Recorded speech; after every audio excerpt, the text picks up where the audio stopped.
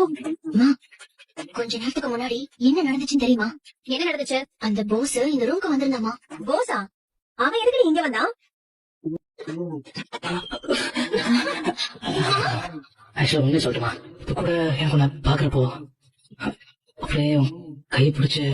மாமா, எங்க அம்மா இல்லாதப்ப நான் ஃப்ரீயா இருப்பேன். அப்ப நான் உங்களுக்கு போன் பண்றேன். என்னடி சொல்ற? ஆமாமா. ஏய், எவ்வளவு பெரிய விஷயம் நடந்திருக்கு? நீ பாட்டுக்கு அமைதியா உட்கார்ந்துட்டு இருக்க. போஸ் இந்த ரூம்குள்ள வந்தாலும் அசால்ட்டா சொல்லிட்டு இருக்க. என்னடி நீ? அவன் இந்த ரூம்குள்ள வரும்போதே அவன் சட்டையை பிடிச்சு நாளை இருக்கி உய்யோ முறையோட கூச்சல் போடுக்க வேண்டியதானடி?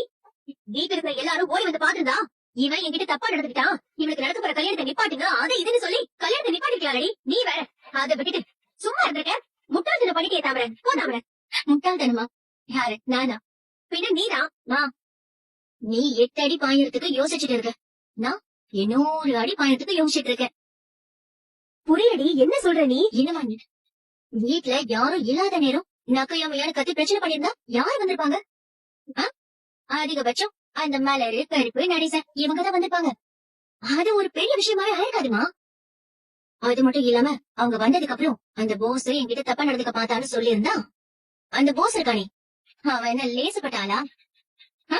உன்னை விட என்ன விட மகா நடிகர்.